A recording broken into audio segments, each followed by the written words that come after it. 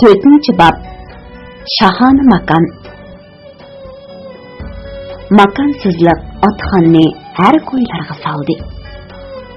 O derslep atı boğullarının "Tuğulni tuğulgan yeringe qada" degan hikmeti boyunca "Mani ketimen, ani ketimen" degan ümit bilan sarsallıqda o'tayverdi. Ammo ümit reallikka yuzlanmadi. Öz vaqtida taqalgan yo'l shu peti echilmay turaverdi. Buningga hozir hech kim bir narsa deyolmaydi. Bu xuddi odam balasi yeshalmaydigan sirliq tepishmoqdek barliq musofirlarni umid va umidsizlik, andisha va intizorlik ichida qiynayotgan mushkul ishlarning birisi edi. Lekin nurg'un oy kunlar sharpsiz o'tib ketdi.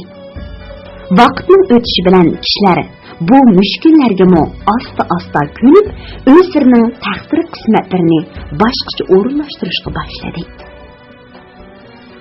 Atxanmo sarsonlikqa to'ydi. Kishilarga beqinib, makonsiz yurishdan bezor bo'ldi. Uningga haqiqatan bir uyning qadri o'tilgan edi.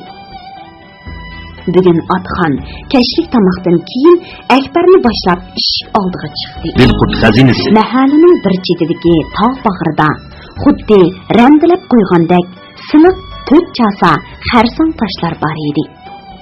Ular shuningga ro'baro o'tirdi. Atxan beshiga yurtdan akalgan ko'p manpu to'pi bilan uchisiga kandir gazminasidan arab fasondagi kirpik yoqiliq uzun ko'ylak kiyib olgan edi. U bu xil ko'ylakda o'zini xeyli erkin va rohat his qiladi. Lekin Akbar texicha bu xil ko'ylakni kiyishga ko'nmagan edi. U hamisha onasi tiktirib bergan kalta yipak ko'ylak bilan kang og'liq xasi ishtimni pat yuyib kiyib yuradi. Beshig'i bo'lsa yeshil shoyda tikilgan tapchimi to'pi kiyib olgan edi. Akbar atrofiga qiziqib qaradi. Uning orqasi qoqosda. İşte yeni bir-biriga yondab silingan tosh uylar edi. Agar odam mundaqli qarasa, uylar bilan tog' bag'irdik toshlarni farq etolmaydi. Faqat sinchilab qaraganda, ondan uylarni va ha degandila ko'zga tushmaydigan ishik darizlarni farq etalaydi. Her yili qish va ayaz fasllari yomg'ir yoqqanda bu tog'lar lappida ko'pirib, bu poyonsiz qoqosliqda go'yo bir parcha ilohiy yeshillik paydo bo'lib, kishilarga go'zallikdan, hayotlikdan derak beradi. Buni arablar o'shib deb atishadi. Bu chaqda qo'y o'shkilar samirib, to'g'u tumonlar yoyrab ketadi. Birer oy o'tgandan keyin bo'lsa, xuddi birisi o't purkigandek bu yeshillik sarg'ayib, yana aslidagi quruq qoqshon holatiga kelib qoladi. Akbar amdi nazarni uylardan elib, dastlab taqqa, ondan osmonga qaradi. Osmon sup-suzuk edi. Ufqdan balqib turgan rengarang shafaq atrofdagi egiz past uylarning ustidan o'tib, taqqa sho'la tashlab turadi. Her xil shakldagi tosh uyutmalar bilan qad ko'tarib turgan qo'ng'ir tog' shafaq nurida texmi ranglanib, julolanib, o'ziga xos ko'rkam bir manzirani hosil qilgan edi. Shu chaqda tog' tarafdan kelgan issiq shamol yuzni yumshoq siypab o'tdi. Atrof jimjit edi. Qushlarmo o'g'illariga ketishgan. Faqat bir necha shaparang u yoqdan bu yoqqa g'o'yildab uchib yuradi. Atxan o'g'lining tabiatga maftun bo'lib o'ltirganligini ko'rib, uning tayzini buzishni xohlamadi. Demakchi bo'lgan gaplarni ichiga yutib, Akbarning mastona holatiga qaradi. O'g'li uning ko'ziga xeyli cho'ng bo'lib qolgandek, qomatli va bejirim ko'rindi. Dimsim bu kunlarda Akbar xeyli bo'y tortib, burni ko'pib, sumbatliq yigit bo'lib qolgan edi. Xumdandagi eg'ir amgakdan burun yumshoq, nozik qo'llar qetib, qadoqlashib, o'g'illari yo'g'on, panjiz kuchli qo'llarga aylangan edi. yüz gözlerimi aptaplık iş meydanında kuyup, aslidagi qizilliqdan o'tib, qo'ng'irga aylanib qalay degan edi. Akbar xumdanni yetib qo'pib qattiq ishladi. Ishlaganga yarasha Abu Lahabning maqtishiga va yuqori haq berishiga erishdi. Har haftaning juma kuni kashga kirib, dadasini va og'inisi Harisni yo'qlab turdi. Haris bilan ikkisi bak ichikishib ketgan edi. Haftada bir qatim ko'rishmasa, o'z berikini qilishatdi. Ko'rishganda bo'lsa, mungdishib, o'ynashib qiyinishmaydi. Bugun garchi juma bo'lmasimi, Atxon o'g'lini alohida chaqirtib, bir ish ustida so'zlashmoqchi bo'lgan edi. "Balam, bir uy solsaqmikin deyman", dedi Atxon oxiri ko'nglidagini to'p-to'g'ri aytib. "Tirik odam uchun bir makon bo'lmasa bo'lmaydi. Yelimo qiyiqil so'qilliqda ko'p yurdik. Yana mundaq ketaversak, xorliqda qolamiz. Yurtga ketib qolsa qanday qilamiz endi?" so'radi Akbar yana shu umid bilan dilqul bo'lib. "Unodan g'am qilma balam", dedi Atxon xotirjam holda. "Uy degan sas pul, ishlas qul. Agar oshundoq xushal kunlar nasib bo'lganda, shu kunlar erishib setib ketaveramiz. Lekin o kunlarni to'li kutib, inkimiz tushib qolay", dedi. Atxonning birdilla ovozi pastlab, ko'ngli buzilgandek bo'ldi. "Menmo shu kunning kelishini umid qilib, sarsalliq chidigan edim. Mana bir yil bo'lay deb qoldi. O kunlardan zodil xabar yo'q.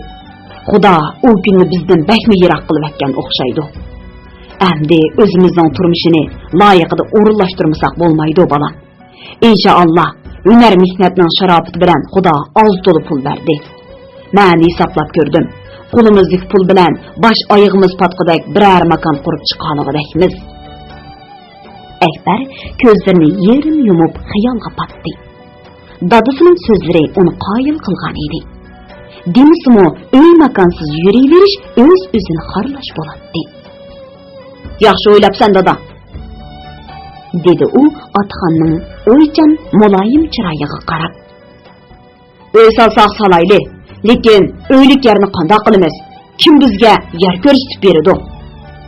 Atxon bu savolga tezli javob berdi. "Men bu ishni o'ylab qo'ydim.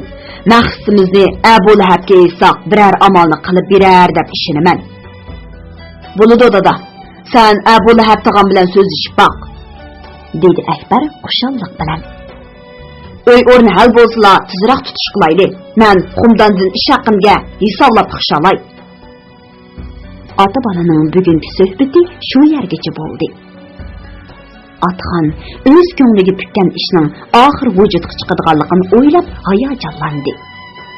U bu planni ko'ngliga pukkanda o'zini emas, ko'proq Akbarni o'ylagan edi. Akbar texi yosh, hayotlik yo'liga endi qadam besib kirdi. Uning oldida nurg'un ishlar bor. O'zi bo'lsa allaqachon 50 dan halqib, hayot davonining bu tarafiga tushib ketayotgan odam. Davondan tushish bakmi tez va xatarli bo'ladi. Olmadiz, biror kutilmagan ish bo'lib qolsa qanday bo'ladi? O'g'u bu dunyoning g'ovg'alarini orqaga tashlab, mangulik rohatga ketar. Akbarchi, u qanday qiladi? Yana mush begona zaminda ota jandisiga varislik qilib, sarson sargardonlikda uy makonsiz yuramdi. Kim uni beshini silaydi? Kim uning yolg'iz beshini o'nglaydi? Bularni o'ylasa, Atxonning yuragi etishib, kech-kechalari uyqusiz azoblanardi. O'zini bakmi noqobil, yaramsiz ota hisoblab, uni bu yerga zo'rlab akelganligidan bakmi o'kinatdi. Lekin hozir o'kinilgan vaqt emas edi. Balki bu ochiq, shafqatsiz reallik oldida buningdan keyingi ishlarni qanday qilib obdan saranjallashtirishga oldiradigan vaqt edi. U Akbarning taloda qilishini xohlamaydi. Bu jihatdagi burchini ado qilmasa, o'zimi mangu ko'z yumolmaydi. Аңлаватқаныңlar бiri құтордан аңылтылыватқан авазлық әсәрлер сәхипсі. Әбу Ләхәбнің ярдымы білән өйлік ер тізлі хәл болды. Әбу Ләхәб әсліде бұлар білән бір ерді отырыш үшін Әшәмия мәхәлісін ер елішіні ойлашқан еді. Лекін bu yer atxan hüner qiladigan haramdan yiroqroq bo'lg'ashqa, uning kelib ketishini nazarda tutib, yanala bular ko'nib qolgan Musfiliya mahallasidan o'ylik yer hal qilib berdi. Bu ishning bundaq tez ham o'ngishli hal bo'lishida Abu Lahabning yuz obro'yi muhim rol o'ynadi. Bu odam oliy janobligi, pok, g'arazsizligi va xolis nazarligi bilan Makkadagi kishilarning qalbida yuqori sharafga erishgan edi. "Yerni jiqroq hal qildim", dedi Abu Lahab shahar qozisining muhri besilgan bir parcha qog'ozni uningga berib etib. "Akbar cho'ng bo'layotdi. Uning ustiga kiyiklarni ko'zda tutmasak bo'lmaydi. Makka yildan yilga kengayib, odamlarni ko'payibotdi. Men sizlarga aytsam ustam, texi bir necha yilning oldida Hajila, Muabda, Harat, Albaq degan yerlarda odam ancha ko'paymas edi. Hozir qarsilari bas-basi uy imoratlar selinib, odamlar mo ko'payib ketdi. Makka o'z zamonisidan tortibla o'z vatanida diniy va irqiy ziyonkashlikka uchragan kishilarning panohgohi bo'lib kelgan. Shunga bu yerda Shamliqlar, Misrliklar, Habasistonliklar, Rumliklar va Hindistonlik musulmonlar o'tiraqlashgan. Hozir bularning soni yildan yilga ko'payibotdi. Oddisi haramning yanidagi Judiri bozorini Hindistonlik tijoratchilar egilab ketdi. Shunga yana bir necha yildan keyin kishilar nazarda tutib, o'ylik yerni jiqroq kestirdim. Hozircha bir ikki qiz uy selib qolganni tam cho'rdab o'z ilkimizda tutib tursak, keyincha quruq yerdan pul tug'iladi. Mana bu uzoq yil tijoratda pishgan, hozirgi ishlarga qarab kelgusini tasavvur qila oladigan, aqlli, yiroqni ko'rar bir odamning inchki hisob kitobi edi. O'ylik yer hozirgi Kujun mahallining eng chetidagi tog'ning bag'rida edi. Bu yerdan haram masjidning orliqi bir chaqirimga kelmaydi. Atxon nihoyat tezda ish boshlabdi. Dastlab koni erim bo'yicha bir paqlan suyib, ota bovisining ruhiga atab nazr berdi. Ondan madikor bozordan kuchli, sog'lom madikorlarni setib olib, uyga ul qo'ydi. Taş tuproq yandili edi. Qanchalik ishlatsa shunchalik chiqardi. Akbar xumdandan yetarli xish to'shib berdi. Baytumur uy qurilishiga ketarlik temir tarsaklar bilan ta'minladi.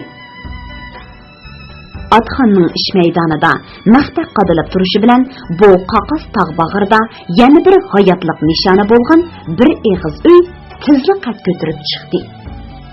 Uy bitgandan keyin uyning atrofidagi keng sayna, yana 10 eg'iz uy siqqidek tuptuz zamin 1,5 metr egizlikdagi qo'riq tam bilan qo'rishilib, atxonga tava muqim mulk bo'lib qoldi. O'ylining taqqanatliq ishkiga lok o'rnatildi. Lok o'rnatilgan chog'da Akbar ixtiyorsiz holda yurtidagi yezi uylarini, bog' qo'rularni eslab chiqdi. U yerdagi dehqonlarning hammasi degidek uylariga, bog'larga lok salatdi. Yog'ochda yasalgan mundaq qulub ham arzon, ham mustahkam bo'ladi. Lekin epini tepib bir oz pam ishlatsa, echivatkala bo'ladi.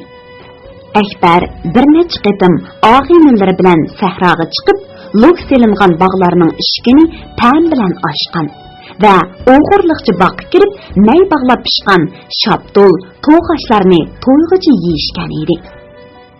Hozir uning qiziqqini yolg'iz lokla emas, balki bu yerdagi nurg'un narsalarning yurtidagiga o'xshash ekanligi edi. Bu yerdami ivriq, ko'za, suv so'g'uq ko'p, hijir tovoq, yog'och cho'mish, yog'och qo'shiqlar bor edi. Balalar ko'kvosh pishirib yeydi. Uylarga bo'ri salatdi. Bog'varallarga anjan tam to'satdi. Kishilar atdiganda zasuy ichatdi. Yağlarni jovozda tartatdi. At eshakni mo'miga bog'lab taqlaydi. Xamanda ishlatadigan ori go'rchak bor edi. Qisqasi, ayollar non yaqqanda ishlatadigan repeti bilan cho'gin tutadigan tutqigacha o'qma o'xshash edi. O'z yurtidan shundoq yiroq bir yerdagi o'xshashmagan muhit, o'xshashmagan xalqlar orasidagi bundoq tabiiy o'xshashlik Akbarning bolalar tafakkurini qo'zg'atib o'tgan edi. U ham qiziqqan, ham hayron bo'lgan holda bular nima uchun boshqacha bo'lmay biznikiga o'xshash bo'ladi deb o'ylaydi. Va bundoq o'xshashlikdan o'ziga bir xil yaqinlik his qiladi. Shularni hamish ko'rib tursa, go'yo o'z yurtida yurgandek ozodlik va xushallik his qiladi. Akbar lok o'rintilgan kuni bu haqdagi qiziqishi va hayronlik to'g'risida dadisiga so'zlab berdi. Dadisi kulib ketib mundaq dedi: "Alloh o'z bandalarini o'xshash yaratgan o'g'lim. Ularning tirikchilik yo'lidagi ishlari o'xshash. Shunga ota-bobolarimiz u shahardan bu shaharni qilmagan arzu, hamma yerda bordir o'xshash mezon tarozu deb nihoyat to'g'ri aytgan." Atxon bilan Akbar bugun tunji qatim o'z uyining bo'sug'isidan atladi. Uzunchaq kelgan uyning ichi qorong'uroq bo'lib, to'g'risidagi to'mir vodilik tunglik bilan o'yliq qaragan 4 chasi panjiradan boshqa biror darizmi yo'q edi. Ko'mrab ketgan bir parcha paris gilimi, yumloq shiraning atrofiga silingan bir qancha ko'rpichak bu uyning butun bisoti edi. Qora suvoq qilingan uyning qibla temiga hammazakdan 2 g'olatcha zadivol tortilgan edi.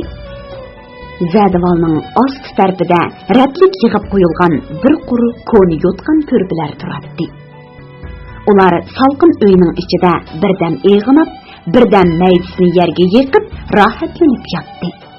Shu bir daqiqalik harakatlar bilan ularning 10 necha kunlik hardiqi biroqli chiqqandek bo'ldi. "Axir o'zimizning makoni bo'ldi, o'g'lim", dedi Atxon hayajon bilan. "Garchi bu nomrod, ko'rimsiz uy bo'lsa-mu, lekin men buni shahona makonlarga tan qilmayman. Chunki bu bizni sarsonlikdan, xorliqdan qutuldirdi. Uning ustiga musofirchilikda yurib, topgan halol pulimiz bilan tutdi. Esingda bo'lsin, o'g'lim, bu dunyo omonat dunyo. Əpləb-səpləb ösüb bulayıverdi. Haqiqiy kapolat u dunyoda. U dunyoning maishatları mangulik." Ular kashlik choyni tunji qatim o'z uyida qaynatib ichdi. Choydan keyin ota-bola sham chirog'ining yo'riqida uzoqcha gaplashib o'tirdi. Xubtandan keyin harduq yetgan Atxon o'rniga kiribla uxlab qoldi. Akbarning uyqusi kelmadi. Uy dimiq bo'lib ketgan edi. Uning ustiga nalardandir kirib olgan bir necha pasha uning atrofida g'ingildab ochiq yerlarni chiqib zodila oromini qo'ymadi. Oxir Akbar bir ko'rpini qo'ltiqiga qisib mahalning oldidagi kang qumliqqa keldi. Bu yer ochiqchilik bo'lg'achqa shamol urib turardi. Shunga pashalarmi yo'q edi. Akbar issiq qum ustiga ko'rpini silib, so'zilib yotdi. G'ur-g'ur shamol uning yuz ko'zlarini siypab, atdigandan beriqi issiqqina tinchiqqan badaniga oz-to'la rohat bag'ishladi. Akbar bu yerda yolg'iz emas edi. Uylardagi dimiq bilan pashidan qechib chiqqan erlar, ayollar va kichik bolalar u yer bu yerda qumga eg'inib, ba'zilari uxlab, ba'zilari paranglashib yetishyotdi. Akbar beshini ikki qo'lining orasiga ilib, osmonga qaraganicha o'ngda yotdi. Ko'kdagi to'lin oy poyonsiz dengiz ustida laylab yurgan yo'g'on bir parcha oq sadabdek parqirab turardi. Akbarning xayoli yana yurtga ketdi. Turibla uning ko'z o'ngida uy atrofida o'sib turgan suvadan terak va shu terak yanada shildirlab oqadigan loyqa eriq. bir zamonlar shahar sirtida og'inilar bilan laglak uchirgan, vallay to'lg'an qadimki yorliqlar, to'piliklar, onasining mungluq ko'zlari, och singillarining tatliq kulgilari namoyon bo'lgandek, bu narsalar aslidagi qiyofati bo'yicha qiliqlanib, harakatlanib turgandek ko'rinib ketdi. Akbar o'zini bir silkib, bu azobli xiyoliy dunyodan qutulib chiqish uchun ko'zini yo'g'on echib osmonga qaradi. Ay uning beshi ustida esilib kulib turardi. Akbar bir chaqlarda yozning issiq kunlarida onasi bilan billa o'g'zida yetib, osmonda ashundoq oyni ko'rgan edi. O chaqda onasi uningga oy to'g'risida ajoyib qiziq, go'zal hikoyatlarni so'zlab bergan edi. Hozir Akbar ana shu hikoyalarni qayta esladi va osmondagi to'lin oyga qarab asta pichirladi. Ay g'uborsiz erki oy, sening mush nurliq sho'lang shudam yurtimdik uylarni, bog'larni, tog' daryolarni mush yerdagidek yo'rtib turamdig'andu. U yerdik onam, och singlim va heliqi mantiq ko'rmagan qarindishim sening parqiroq chiroyingni menga o'xshash ko'ra olamdig'andu. Men ularning seni ko'ra olishini, sening bizning ko'zlarimizning uchrashishi uchun ko'rik bo'lib berishingni naqadar orzu qilatdim ha. Ah ona, lekin sen hozir osh osmondagi oy yulduzlardan yiroqda, bakmi yiroqda. Ah Xudo, bu nima degan eg'ir, nima degan uzoq judolik. Sen koinotni, yer zimidagi barliq mavjudotni yaratquchi, olamni saramjonlashtiruvchisan, hayot mamotning egisi, insoniyatning panohi, xayr ihsonlarning buluqisan. Lekin nima uchun mening ohu faryodim sana yetmaydi? Nima uchun men ichim og'rimaydi? Men qaysi gunohim uchun buncha eg'ir dardni tortishga haqli? Ey kuyimchan Allah, meni onam bilan uchrashtirgin. Men uning xizmatini qilib, o'g'illik burchimni ado qilay. Yurtimga yo'l bergin. Men uning meni obrida qilgan tuproqlarini suyib, ko'zimga suritay. Akbarning ko'zidan yosh taramlab ketdi. Oxiri o'zini tutolmay, onasidan ayrilgan kiyik bolasidek bo'zladi. Akbar shu holatda qanchalik yotqinni o'zini sezmadi. Bir chaqda qumning o'tliq tapday ko'rpidan o'tib, badinni qazitishga boshlagandala, u o'rnidan turdi va yeng o'yga dadamni qarab esib qolmasin deb ansirab ittik uy tarafga mangdi. Atsi Abu Lahab yeng uyni tabriklab keldi va o'rining bir chetiga o'z qo'li bilan bir tol ko'chatni tikib mundoq dedi. Biz bu daraxtning ismini nim deb ataymiz? Bu baxosiyatli daraxt. Uning soyasida yotgan odam hargiz o'pki kesili, zukam bo'lmaydi. Yo'pirmoqini qaynatib, suyda tug'utliq ayolning qo'tur bo'lib qolgan, isitma bo'lib qolgan odamning beshini yuysa, darhol shifo bo'ladi. Sen buni quritib qo'yma Akbar. Kunda oz-ozdan suv quyib bersang, cho'qim ko'klab ketadi. İnşallah deganlari bo'ladi taqsir, dedi Atxon hurmat bilan. Bu bakmi ma'nili ish bo'ldi. Yeng o'yga yana bir yeng hayotlik qo'shildi. Biz buni cho'qim ay qilamiz. Anglayotganinglar beni qutoridan anglatylayotgan ovozliq asarlar sahifasi. Baytumirning uyi bugun bayram xushalligiga cho'mdi.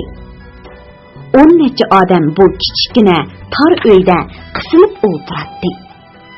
Havoning issiqligi odamlarning tiniqi qo'shilib, uyni go'yo par munjisida qizitib o'tgan edi. Lekin hozir hech kim bunga parvo qilmaydi. Hamma odamning ko'zi diqqati Baytumirning qo'lidagi mo'jizali xatti edi. Bugun shu vaqti bilan bo'yniga xalta osgan bir arab pochtikash uningga yurtingdan kapti deb bir parcha xatni bergan edi. Bu xabar xuddi shamoldek butun shaharga gurrida tarqaldi. Bunu anlagan konu yangi musafirlar bu kütülmegen xabarning tegi tekini bilish uchun taraf-tarafdan uning uyiga pay baslab kelishgan edi. Ular ishikdan kira-kirmayla tushma-tushdan savol so'rab Begtumirni tantirtib qo'ydi. Xat keldimi? Yurtim, rostmi xat keldimi? Qachon keldi? Qachon keldi? Xatim nima debdi? Yurtimiz tinchmikan? Ha, qandoq bo'pti? Varang-churung besiqqandan keyin oradagi mo'yspit bir odam Begtumirga murojaat qildi. O'g'lim, o'qig'ina. Xat degan yerim didor. Nima gaplar bor ekan anglab boqayli. Xat Begtumirning singlisidan kelgan edi. Uning qo'lidagi yo'g'on seriq konvertning oldi orqasi xil-xil ijir-mijir xatlar bilan har xil shakl va har xil rangdagi tamg'alarga to'lgan edi. Makkadagi akam Begtumirga tegidu deb yozilgan bu bir parcha xatning 7 oydan beri nalarda yurib, nalarda aylanib, qandoq bir ilohiy kuch bilan bu yerga kelib qolganligini hozir hech kim tasavvur qila olmaydi. Ular faqat tuyuqsiz osmondan tushgandek paydo bo'lib qolgan bu bir parcha xatning necha yildan beri Makka zaminida sodir bo'lgan g'oyasur mo'jiza ekanligini biladi. Begtumirning xat tutib turgan qo'li titrayotdi. U yurak bag'rini ezib, ko'ziga ochiq yosh keltirgan bu xatni qayta o'qishdan qo'rqatdi. Lekin hozir qayta o'qimasi bo'lmaydi. Shuncha odam uningga talmirib, intizor bo'lib o'ltiradi. Begtumir amalsiz ulug' kichiktinib xatni o'qishga boshladi. Uning ovozi miskin ham titrangi edi. Jinim aka, sen nerede? Dadamcı, sizler bizni koyup çıkıp ketken bedi, şunca yıl izdireksiz bulup kettinler. Sizler bu dünyanın bir her yerinde bağımı. Karasam gözlerim, toğulsam avazım yetmeydi. Jinim aka, gep kıla, dadamını bekmi seyqindi. Ben bek bir aciz kılını unutmuş bolattı. Anam kayırıp gitti aka. Hemiş senin gibini kılıp yığlaydı. Tolu yığlap, gözüme xiralışıp kaldı. Sen kaçan gelesen aka. Anamını bolsumu hoşal kılıp, razılıkını al. Yurtumuz azat oldu. Hem bir yer kooperatsiyeleşti. Anamni 5 kapalet ailler qatarida hükümet bir kıvatıdı.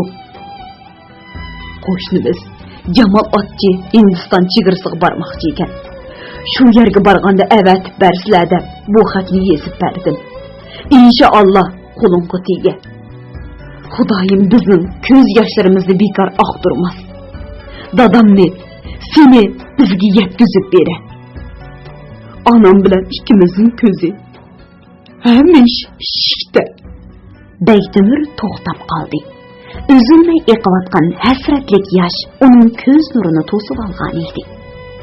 Begtumirning xatni davomli o'qishga madori yetmadi. U ichidan o'rlab chiqqan ona degan mungluq bir nido bilan lassida o'ltirib qoldi. Begtumirning ko'z oldi qorong'ulashib, dastlab turgan zamin pirqirayotgandek, osmondagi quyosh yerga yorug'liq emas, balki qorong'uliq, zulmat akelgandek bo'lib ketgan edi. Uy ichida Isa degan nishlaydigan ovozlar anglanishga boshladi. Ba'zilar xo'rsinatdi, ulug' kichik tinatdi. Ba'zilar bo'lsa ovozini qo'yib yetib, "Ah Xudo" deb nola qilatdi. Shu topda ularning hammasi yurdi. Ota-onasi, bola chaqisi va urug' tuqqanlar to'g'risida xayollarga g'arq bo'lib, sevinish, hijron, visol o'tida puchunlayotdi. Va hasratga to'lgan ig'ir sukunat bir oz ko'tarilgandan keyin kishilar o'zaro so'zlashishga boshladi. Yurtimiz ozod bo'ldi debdi. Bu nima degani-di? Heliqi kooperatsiyalashdi degani nima-di? Javobdan savol ko'paydi. Har kim o'zicha mulohaza qilib, o'zicha bir narsalarni da'vat etdi. lekin hech kim to'g'ri va dal javob bera olmaydi. Ba'zilar hatto kulkirik bema'ni gaplarni qilishdi. Ammo nima degan bilan bugun ular yurtning xabarini, yedini va seg'inishini akkalgan bu oddiy xat bilan didorlashib, uzoqdan beri his qilib baxmagan shadxo'ramlik bilan hasrat, nadomat kuchimdi. Judolikda jon talashayotgan bu musofirlarning ko'ksida necha yillardan beri yashirib kelgan dil tutiyasi, ona tuproq sevgisi lavildab yonadi. Ularning nazaridagi bu tuproq oddiy tuproq emas, balki qanchilgan qon ter, qanchilgan ko'z yosh, qanchilgan ona suti to'kilgan muqaddas tuproq edi. Shunga ular ko'zlarini osmondan uzmay, ma'nalarda yashasimi, lekin vujudini ota bobolarning aziz xoki ko'milgan osh tuproqqa taalluq deb bilatdi.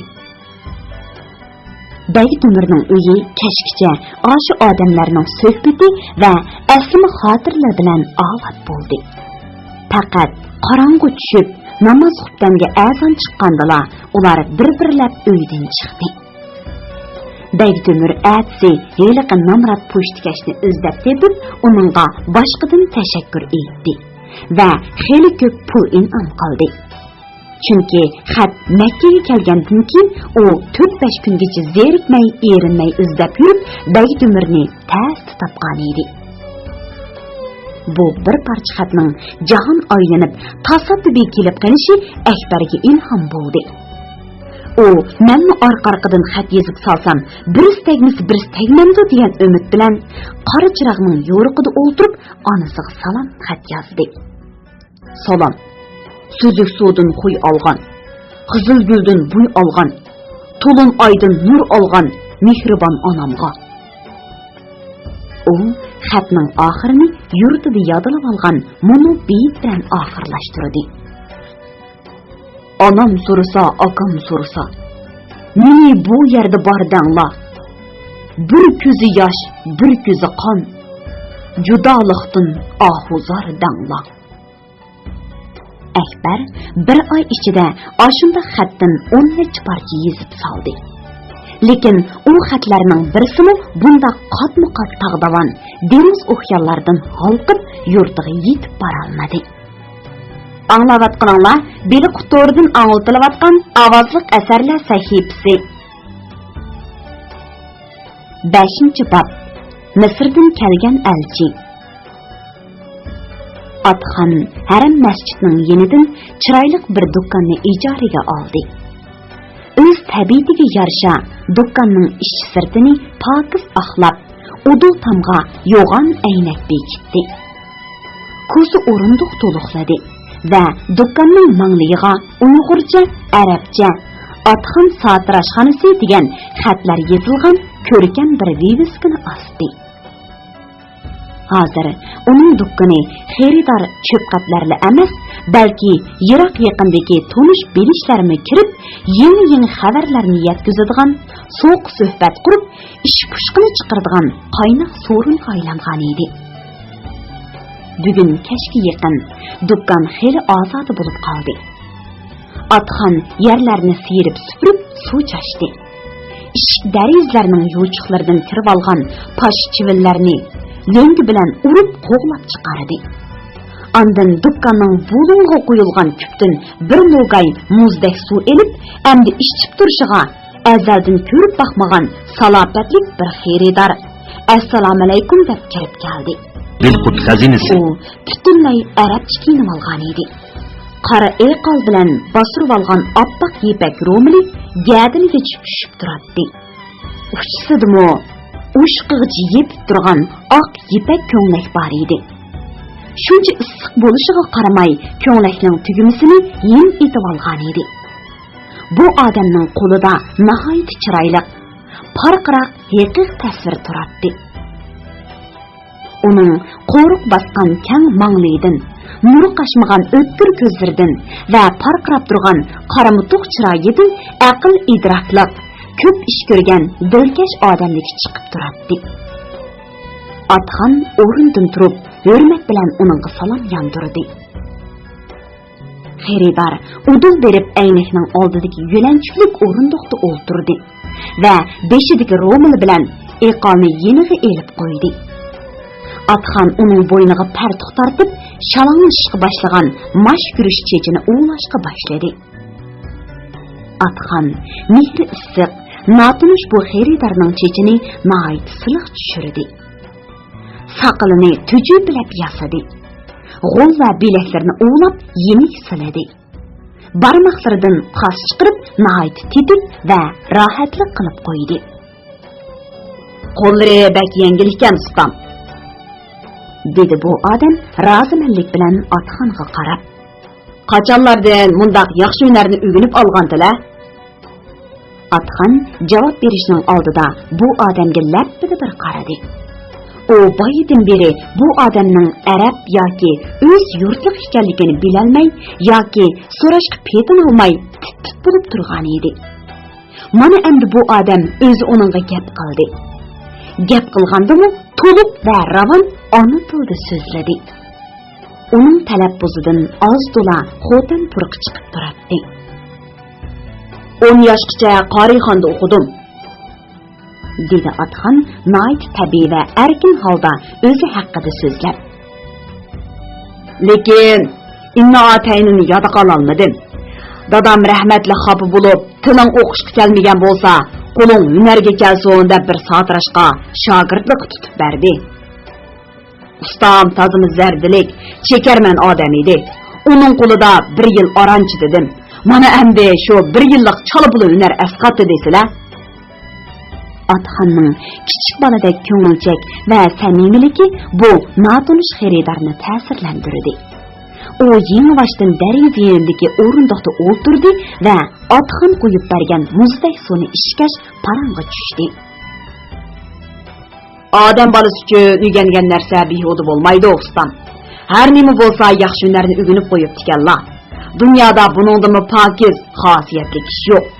O'z vaqtida payg'ambarimiz mush yerda haj tavobdan keyin chash tushirayotganlarni ko'rib, "Ey Alloh, mush chash tushirayotganlarga baxt, saodat ato qilishingni tilayman" deb duo qildi ekan. Bugun Allohning qudratida sizlar bilan tanishib qoldik, ustam. Mening ismim Pasiraxun. Bu yerdagi kishilar Pasar hojim deydi. O'zim Xotan Qaraqashliq. Buningdan 25 yil burun dadam bilan hajga chiqqan. Qaytish vaqtimizda dadam meni Misrga olib, Jamiul Azharga o'rinlashtirib qo'yib ketgan. Bu yerda 9 yil o'qib, ilm tahsil qildim. Ondan o'ylinib, tirikchilik uchun tijorat qilishga boshladim. Hozir Yaman, Arabiston, Sham va Iroq taraflarga berib kelib turman. Hal kunim yomon emas. Bir necha qitim yurtga boray deb bora olmadim. Allah bizning rizqimizni mush taraflarga chechib etgan o'xshaydi. Bu odam so'zdan to'xtab, hijr tavoqdagi suvdan bir o'tladi. Atxon uning o'zini pisantiga elib, ochiq ko'ngillik, dilkashlik bilan yurak so'zlarini aytganligidan baxtli suyundi. Shu topda har ikkalanning ko'nglida bir xil yaqinlik, hurmat va samimiylik tuyg'usi o'rin olgan edi. Atxon endi suhbatning temasini o'zi necha vaqtdan beri o'ylab, tegiga yetolmagan bir ishning ustiga boradi. O'zlari ko'p o'qigan, o'qimishli odam ekanlar. Men burun yurtimda o'shir zakot berib, payg'ambarning sunnatlarini, musulmonlik farzlarini ado qilib kelgan edim. Lekin hozir qo'lim qisqa bo'lib, zakotning savobidan mahrum qoldim. Buningga ko'nglim bahyerim. O'zlaridan so'raydiganim shariatda buning o'rnini to'ldirishga boshqa yo'llar bormi qandoq? Zakotning ma'nosi poklashtirish deganlik bo'ladi, ustam, dedi Pasar hojim uning ko'nglini tushunib. Kishilar o'shir zakot orqali o'zining mol dunyosini poklashtirdi. Bir hadisda mundaq deyilgan: namoz mo'minlarni jannatga kiradigan yo'lning yarmiga elib boradi. Ramazon ularni jannatning eshigi oldiga elib boradi. Zakot bo'lsa ularni jannatga elib kiradi. Bu haqda men sizlarga bir hikoya aytib beray. Qanday qilishni shuningdan bilib olsizlar. Xo'ja Abu Nasr Samani avliyolik kamoliga yetgan zot edi. U kishimi payg'ambarning sunnatlari deb savdogarchilik qiladi. Lekin boshqa savdogarlarga o'xshash nafsoniyatchilik qilmasdan, balki pul tepib, Xudoning bandalariga zakot beray, zakotning savobidan mahrum qolmay deb savdogarchilik qiladi. Bir kuni murtlardan biri, "Ay xo'ja, shuncha pul melingiz turib, yana nima uchun savdogarchilik qilasiz?" deb so'rabdi. Xo'ja Abu Nasr, "Ay murt, yaxshi aytdingiz. Men aqlimga kelgandan buyon payg'ambarning sunnatlarini tashlamadim. Xohi safarda, xohi yurtda turgan vaqtimda bo'lsin, xalqqa zakot berib foyda yetkazdim. Agar savdogarchilik qilmagan bo'lsam, zakotning savobidan mahrum qolgan bo'lardim. Ay murt, siz anglamaganmi? Bir kuni ulug' payg'ambar Muhammad alayhissalom masjidda o'tiradi. Bir necha sahobalar kirib, "Ey Xudoning payg'ambari, boshqa sahobalar boy bo'lgani uchun zakot berib, zakotning savobini topadi. Biz yo'qsul bo'lganligimiz uchun zakot bergili pulimiz yo'q. Zakotning savobidan mahrum qoldik. Siz bizga zakotning savobini hosil qilgudek biror ishni buyursangiz" deb iltimos qilishdi. Bu chaqda Muhammad payg'ambar, "Ey sahobalar, kunda namoz bandatni o'qib bo'lib 33 qatim alhamdulillah, 33 qatim subhanalloh, 33 qatim la ilaha illalloh desanglar, zakot berganning savobini topsizlar" deb buyurdi. Shuning bilan bu kambag'al sahobalar xushal bo'lib, har kuni namoz bandatdan keyin yuqorqilarni savoq qilib o'qidilar. "Tushundim", dedi Atxon xushalliqda o'rindan turib. "Endi ko'nglim yo'ridi. Meni qiyin bir ishdan xalos qildilar hojim. Sizlarga ko'p rahmat. Yanala o'qigan ulug', o'qigan kuchli ekan." Shu uchrashishdan keyin hashpash devicha 10 kun o'tib ketdi. Bu orliqda Pasar hojim Madina, Taif, Dammam qatorliq shaharlarga bordi va bir payshanba kuni tushdan keyin tuyuqsiz yana Atxonning do'kkonida paydo bo'ldi. "Qandoq ustam?" dedi u bo'sug'idan otlapla qizg'in hol so'rab. "Kunlari yaxshi o'tayotgandi?" "Inshaalloh yomon emas", dedi Atxonni hurmat bilan o'rnidan turib. "Ota-onamiz aql tinglar oltin, kuninglar kumush bo'lsin" deb duo qilgan. Mana shu duoning barakati bilan Xudoga shukr, oyog'imizdan shamol yutib turyapti. Pasar hojim yana chechini qirdirib, soqol burdini yasatdi. Bu jarayonda bu qatimqi safri va tijorat to'g'risida so'zlab berdi va oxirida Atxon zotili xiyoliga keltirib baxmagan bir savolni so'rab qoldi. "Ustam, soyinlarni ishga qilish niyatlari yo'qmi? Odam qiyrilgan sari vafodor bir jo'riga muhtoj bo'lib qoladi. Sizlar buni o'ylab baqdinglarmi?" Atxon vuduqib tantirab qoldi. Qo'lidagi usturmo Pasar hojining soqolida to'xtab qoldi. U rastilla bu ishni o'ylab baqmagan edi. Uning barliq fikr xiyoli akbar tizroq cho'ng bo'lsa, biror o'tdan qiz tepib shuni uyga kelin qilib akirib olishdi edi. Lekin bugun tuyuqsiz o'ttirga chiqqan bu kutilmagan savol xuddi bir tal xislatlik tayoqdek uning yuragidagi o'chay deb qolgan erlik o'tlarini qo'chib, maltilab, tuvlab, yelinjitishga boshladi. "Ustam, nim bo'ldi?" dedi Pasar hojim Atxonga qiyo baqqancha kulib. "Hayajonlanib, asirga yigitlik chog'lari tushyapamdi nima?" "Yo'qsa taqsir, yo'qsa", dedi Atxon darhol o'zini o'ngshab. "Menga bu savol bek tuyuqsiz, g'alati tuyulib ketdi." "Nemisi g'alati?" Pasar hojim endi jiddiy talaffuzda so'zlashga boshladi. "Sizlar yurtda yiroqda hijratda yashayotadilar. Sizlarga hozir issiq tomoq, pokiz kiyim, yumshoq o'rin kerak. Uning ustiga odam qiyrilgan sari og'riq silahdan xoli bo'la olmaydi. Bundaq chaqda sizlarni xotinlardan boshqa hech qanday odam kutolmaydi.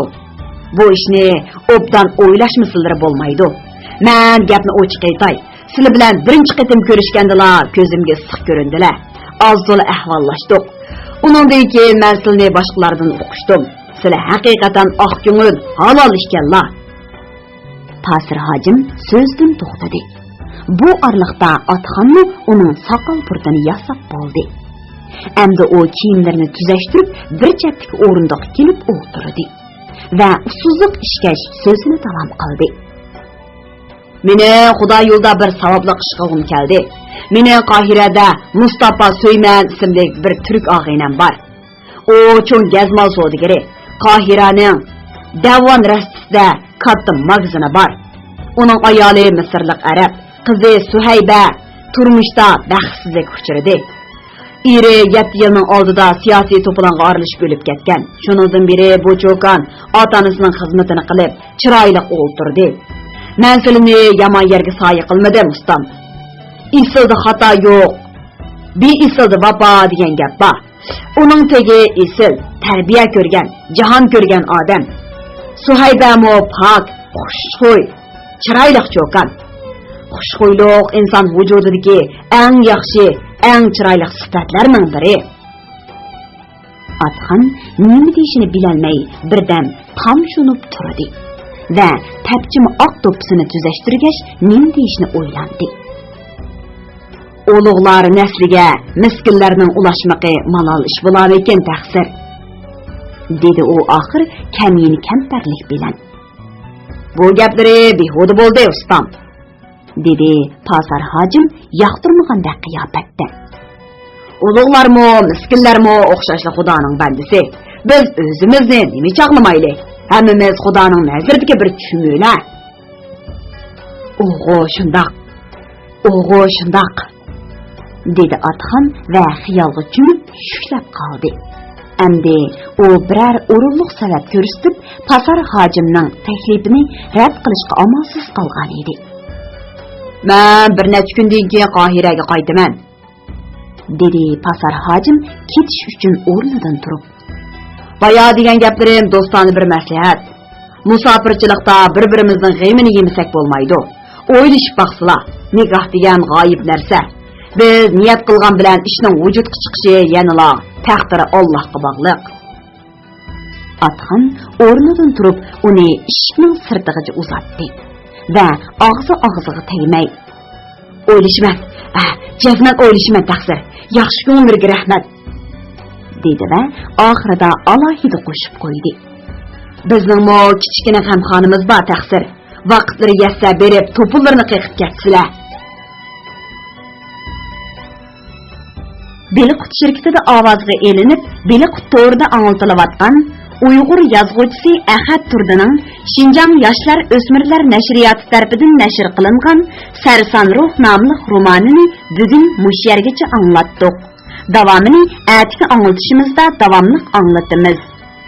Bu roman Xinjiangdagi har qaysi Xinhua kitobxonalarida sotiladi. Do'stlarning bu romanni sotib olib saqlab qo'yishini alohida tavsiya qilamiz.